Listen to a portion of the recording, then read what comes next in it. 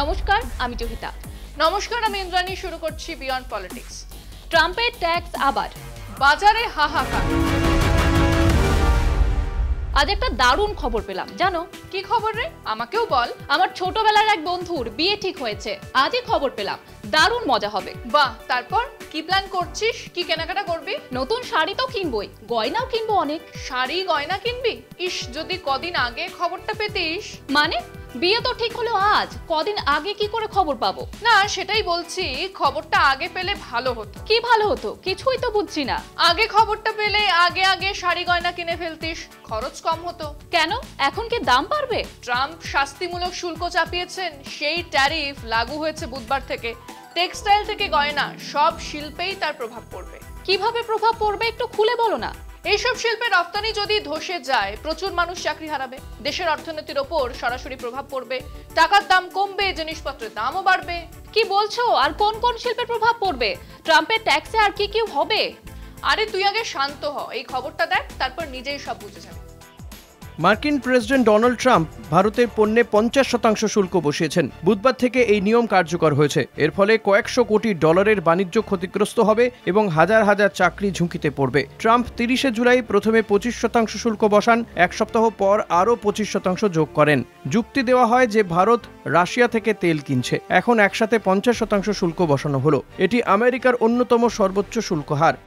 Global trade research initiative জানায়, এবছর ভারতের আমেরিকায় রপ্তানি 86.5 বিলিয়ন ডলার থেকে 2026 সালে 50 বিলিয়নে নেমে আসতে পারে। সবচেয়ে ক্ষতিগ্রস্ত হবে টেক্সটাইল, রত্ন, গয়না, চিংড়ি মাছ ও কার্পেট শিল্প। এই খাতে 70% রপ্তানি ধসে পড়তে পারে, ফলে লাখ লাখ শ্রমিকের চাকরি ঝুঁকিতে পড়বে। তবে ওষুধ শিল্প আপাতত শুল্কমুক্ত রাখা হয়েছে। 2024 সালে ভারত থেকে আমেরিকায় ওষুধ রপ্তানি হয় প্রায় 8.7 বিলিয়ন ডলারের। সেমিকন্ডাক্টর, ইলেকট্রনিক্স, অ্যালুমিনিয়াম, ইস্পাত ও গাড়ির ওপর আলাদা শুল্ক বসানো হবে। প্রধানমন্ত্রী নরেন্দ্র মোদী প্রতিশ্রুতি দিয়েছেন, কৃষকদের সুরক্ষা দেবেন, কর ছাড় দেবেন এবং দেশকে আত্মনির্ভরতার পথে এগিয়ে নেবেন।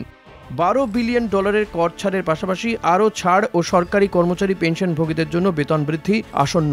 রপ্তানিকারকদের জন্য ভর্তুকি দিয়ে লাতিন আমেরিকা ও মধ্যপ্রাচ্যে বাজার খোঁজা হবে, তবে ভর্তুকির উৎস স্পষ্ট নয়। অর্থনীতিবিদদের মতে জিডিপিতে প্রভাব পড়বে প্রায় 1%। ক্ষতির পরিমাণ দাঁড়াতে পারে 36 বিলিয়ন ডলার।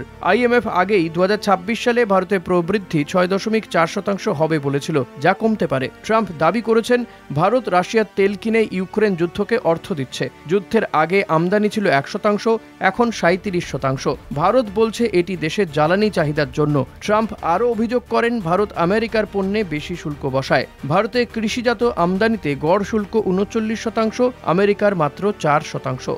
2024 সালে ভারত আমেরিকা বাণিজ্য ছিল প্রায় 212 বিলিয়ন ডলার, যেখানে ভারতে উদ্বৃত্ত ছিল 46 বিলিয়ন। বিশেষজ্ঞরা বলছেন, সম্পর্কের আস্থা কমে গেছে। ভারত এখন রাশিয়া, চীন ও ব্রিক্স জোটের দিকে ঝুঁকতে পারে এবং ইউরোপীয় ইউনিয়নের সঙ্গে চুক্তির আলোচনায় যেতে পারে। সব গেল, সব লন্ডভন্ড হয়ে গেল, তাই তো? আরে আগে এত হা হুতাশ করছিস কেন? সে কি, বন্ধুর বিয়ে এত নাচছিলাম, সব কিছুতে ট্রাম্প জল ঢেলে দিল। আর ছাতা ধরে যার দাঁড়িয়ে থাকার কথা ছিল, সেও ছাতা ধরেনি। ছাতা? কে ধরবে ছাতা? ছাতা কোত্থেকে এলো? আরে ছাতা ধরার কথা ছিল মোদিজির, সে তো ধরেনি। ছাতা? মোদিজি? আমি না কিছুই বুঝতে পারছি না। ট্রাম্প যে শুল্ক চাপালো, তুগলকি কায়দায় ভারতকে একের পর এক বিপদে ফেললো। মোদিজিরই তো উচিত ছিল দেশের চৌকিদার হয়ে দেশকে বাঁচানো। হ্যাঁ, মোদিজি তো ট্রাম্পের গুড ফ্রেন্ডের দেশের সঙ্গে ট্রাম্প এমনটা করতে পারলো। আর মোদিজিও কিছু বলছেন না, কোনো পাল্টা ব্যবস্থা না, কিছুই করছেন না তিনি। কিন্তু এত বড় শাস্তি দিচ্ছে ট্রাম্প, মোদিজি কিছুই বললেন না। না, বন্ধুত্বের ফাঁপা ঢাক ফেটে গেল। আর মোদিজি শুধু বললেন, ভারত সব চাপ সহ্য করতে পারে। বিরোধীরা তো সেই নিয়েই সরব হয়েছে। বিরোধীরা কি বলছে আমায়ও একটু বলো। তুই এই খবরটা দেখ, নিজে সব বুঝতে পারবি। আমেরিকার প্রেসিডেন্ট ডোনাল্ড ট্রাম্পের অতিরিক্ত শুল্ক ভারতের উপর কার্যকর হওয়ার পর কংগ্রেস মোদী সরকারকে তীব্রভাবে আক্রমণ করেছে। কংগ্রেস বলেছে, প্রধানমন্ত্রী নরেন্দ্র মোদী যে MAGA plus MEGA equals to MEGA formula ব্যবহার করেছিলেন, সেই মোদী মেট মেগা এখন ভারতের জন্য মহা মাথা ব্যথার কারণ হয়ে দাঁড়িয়েছে।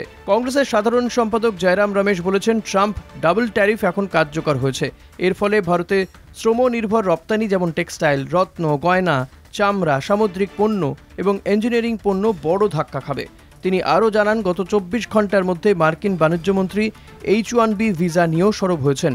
এর সবচেয়ে বেশি সুবিধাভোগী ছিলেন ভারতীয় আইটি পেশাজীবীরা। রমেশের মতে H1B ব্যবস্থার বিরুদ্ধে প্রতিবাদ ছিল ট্রাম্পের মাগা সমর্থকদের অন্যতম দাবি। সেই একই মাগাকে প্রধানমন্ত্রী মোদি এবছরের ফেব্রুয়ারিতে নিজের MAGA plus MEGA equals to MEGA ফর্মুলায় ব্যবহার করেছিলেন। ফেব্রুয়ারিতে ওয়াশিংটনে ট্রাম্পের সঙ্গে যৌথ সাংবাদিক বৈঠকে মোদি বলেন, ট্রাম্পের slogan make America great again, MAGA ও ভারতের make India great again MIGA মিলে তৈরি করেছে মেগা পার্টনারশিপ ফর প্রসপ্যারিটি। মোদির দাবি ছিল এর ফলে দুই দেশের সম্পর্ক নতুন মাত্রা পাবে, কিন্তু এখন পরিস্থিতি উল্টে গেছে। 7ই আগস্ট থেকে ট্রাম্প ভারতীয় পণ্যে 25% প্রতিশোধমূলক শুল্ক আরোপ করেন। একই সঙ্গে প্রায় 70টি দেশের ওপরও শুল্ক কার্যকর হয়। এরপর ভারত রাশিয়ার তেল কেনার কারণে ট্রাম্প আরও 25% শুল্ক বাড়িয়ে দেন, ফলে মোট শুল্কের পরিমাণ দাঁড়ালো 50%। তবে তখনই ভারতকে আলোচনার জন্য 21 দিনের সময় দেওয়া হয়েছিল। আমেরিকার হোমল্যান্ড সিকিউরিটি দপ্তর সোমবার এক খসড়া আদেশে জানায়, 27 আগস্ট রাত 12টা 1 মিনিট ইস্টার্ন ডেলাইট টাইম থেকে ভারতে তৈরি পণ্যের ওপর নতুন শুল্ক কার্যকর হয়েছে। সবশেষে মোদির আমরা চাপ সহ্য করব বক্তব্যকে অনেকেই দুর্বল স্বীকারোক্তি বলে মনে করছেন। সমালোচকদের মতে একজন শক্তিশালী নেতা সমস্যার সমাধান খোঁজেন, কেবল চাপ সহ্য করার ঘোষণা করেন না। প্রথমে যুদ্ধবিরতি, তারপর শুল্ক। ট্রাম্প হাত ধুয়ে ভারতের পেছনে পড়েছে কেন বলতো? সেটাই তো প্রশ্ন। ট্রাম্প গুড ফ্রেন্ড মোদির দেশকেই কেন বারবার নিশানা করছেন? আরে প্রশ্ন তো আমি করলাম, উত্তরটা তুমি দাও। উত্তরটা সিম্পল। মোদিজি ট্রাম্পকে তুষ্ট করে রাখার কূটনীতি ফ্লপ হয়ে গেছে। হাউডি মোদি, নমস্তে ট্রাম্প এখন অতীত। যুদ্ধবিরতি নিয়ে তো ট্রাম্প এতবার এত কথা বলেছেন, মোদিজি তখনও কিছু বলেননি। না, এই তো গতকাল বা পরশু ট্রাম্প আবার একই দাবি করেছেন। এই নিয়ে প্রায় 40 বার ক্রেডিট দাবি করলেন ট্রাম্প। মোদিজির তো একবার সরাসরি ট্রাম্পের কথার প্রতিবাদ করা উচিত ছিল।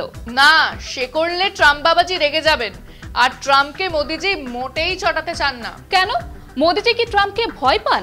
দুষ্টু লোকেরা বলে মোদিজির বেস্ট ফ্রেন্ডের ভাগ্য নির্ধারণ করবেন মোদিজির গুড ফ্রেন্ড ট্রাম্প, তাই ট্রাম্পকে রাগাতে চান না মোদিজি। মোদিজির বেস্ট ফ্রেন্ড কে? গৌতম আদানি। আদানি ঘুষ কেলেঙ্কারি তদন্ত করছে মার্কিন যুক্তরাষ্ট্র, তাই নাকি মোদিজি ট্রাম্পকে সরাসরি কিছু বলার সাহস পান না। কিন্তু আদানির কথা ভাবতে গিয়ে দেশ যদি ডুবে যায় তাহলে লাভ কি? এসব প্রশ্ন কে করবে? বিড়ালের গলায় ঘন্টা কে বাঁধবে? তুই বরং শেষ কর। তাই ভালো। বিয়ন্ড পলিটিক্স আজ এই পর্যন্ত। দেখতে থাকুন কলকাতা টিভি, রাত দিন 7 দিন।